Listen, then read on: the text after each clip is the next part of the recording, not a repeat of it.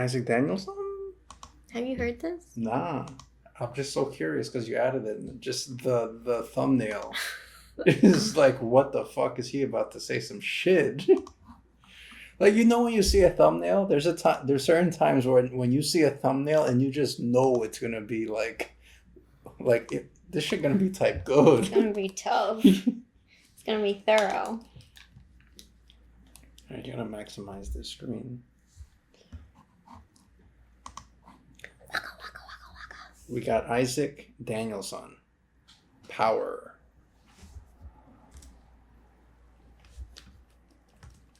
Dude, you need to put on your headphones, like, before we press play. Why is that? Because it's like... I'm gonna miss the first half second of it. Which is like the equivalent of like missing like 10 minutes of a movie. No, it's not the equivalent. Yes, it is. No, it's not. It is. A half a second? Yeah. All right. That's such a bad equivalent, but okay. Like every second's deliberate. There's only 3 minutes and 30. The first second, nothing even happens. Though. But then you took like 5 seconds to put on your headphones. I didn't take 5 seconds. It was more like 1.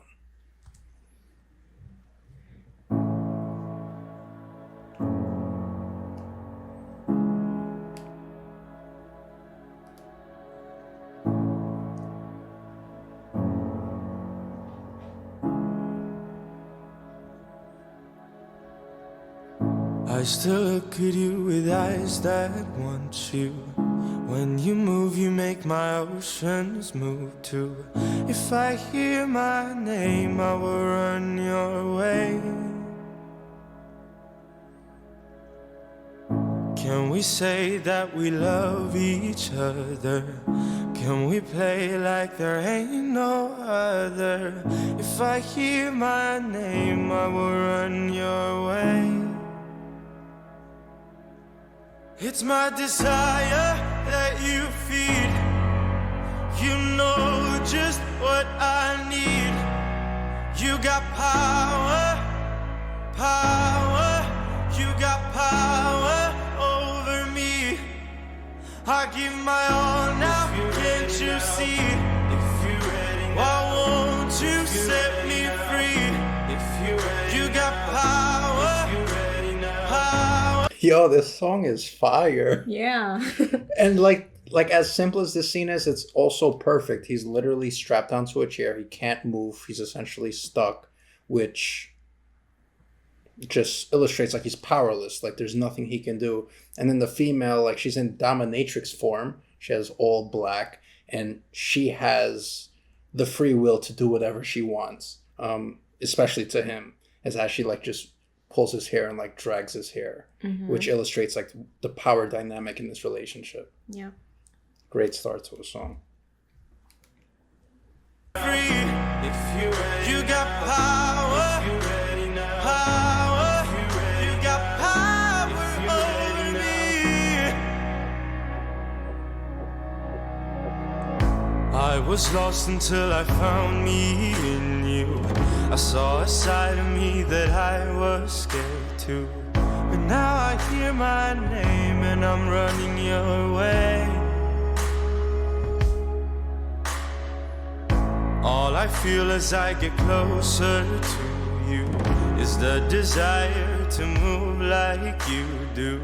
So now I hear my name and I'm running your way.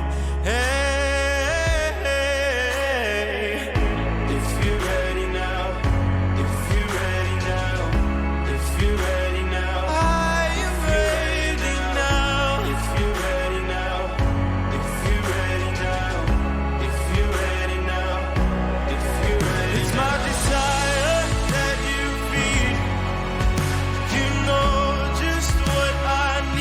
Oh my god, she's a vampire. It's a desire that you I forget exactly what he said. It's that my you desire feed. that you feed. So, oh my god, it makes so much sense, and it's so perfect because like he loves her so much that like he's letting her feed off of him. And like if like I used to have a fascination with vampires. Like to be still do. Yeah, to be able to fight off that desire to not eat someone you love, right? It's why they keep remaking these like these Twilights and these Dracula inspired movies where a vampire falls in love with a human. Like you have Blade, and because it really demonstrates like the fight you have between like your necessities, like things you need to survive, but that goes hand in hand with the person you love. Like you also need them to survive, Right. so you have to like pick one or the other. So it's a great illustration on like how we are as humans. Wow, this is I didn't see that comment. I'm not even gonna lie. This is one of those songs, like, you know, when you hear a song for the first time and you get like this rush of endorphins, like, oh, this song is good. Yeah, so like I only saw a few minutes of it. I'm like, okay, I gotta save this for us. Yeah. I got so much dopamine in my system.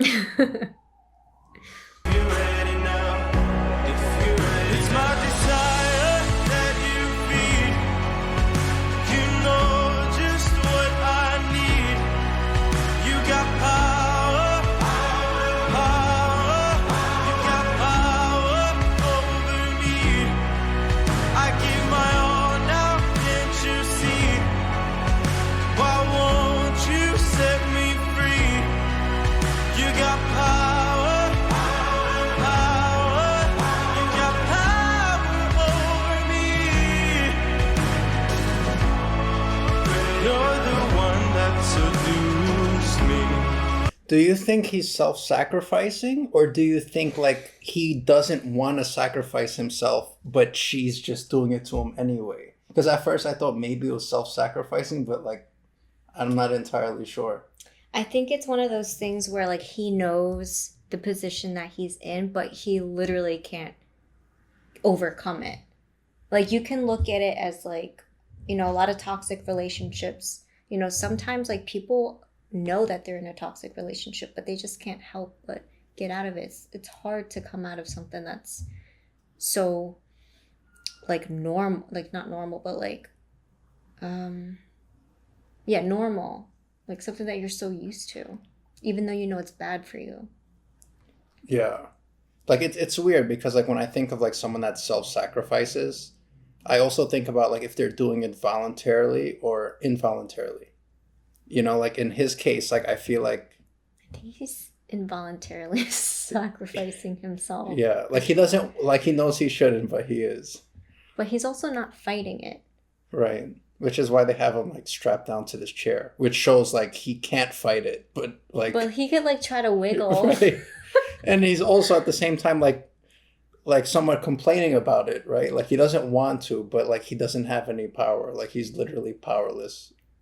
So I guess it's definitely involuntarily. I think weirdly enough, he also accepts like this type of love. It makes me think about people who have been in abusive childhood relationships or children that have been abused. Like they don't know better, and so they become very submissive. Yeah, that's true.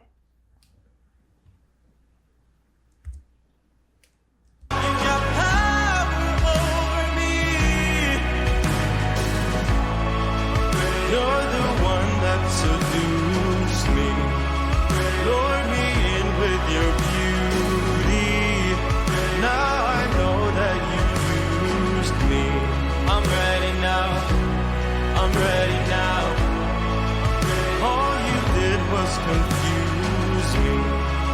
You're no longer what I need. Touch me slow, feel my heart bleed. I'm ready now. I'm ready now. What do you think he means when he says I'm ready now? I think it's just like he's ready to give himself up for her. After he also said, like, you're the one that seduced me. You're the one that confused me. Yeah, I just feel like he's kind of like what you said earlier. Like, he's aware, right? He's aware of his powerlessness. But at the same time, he's not really fighting it because he wants it. It's one of those things like where you're kind of like self-conflicted. You know, when you want something, but you know you probably shouldn't give yourself to it, but you still do. Kind of like an addiction. Like, you really know what you should or shouldn't be doing, but at the same time, like, there's this part of you that's, like, gravitating towards it. So I think it's one of those situations. How about you? What do you think? I don't know, like, but it's such an interesting, like, point of view to hear about.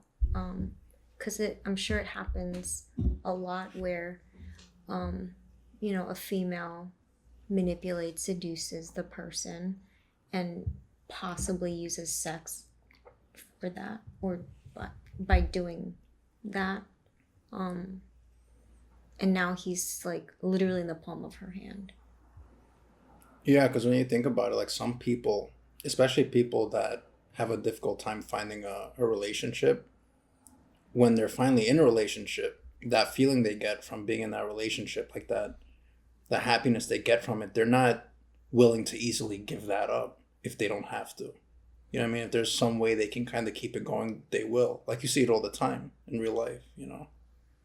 But in this case, like, it's very abusive, whether it's like literal or metaphorical. Yeah. Yeah. This was some good stuff. Yeah. That shit hit different out here.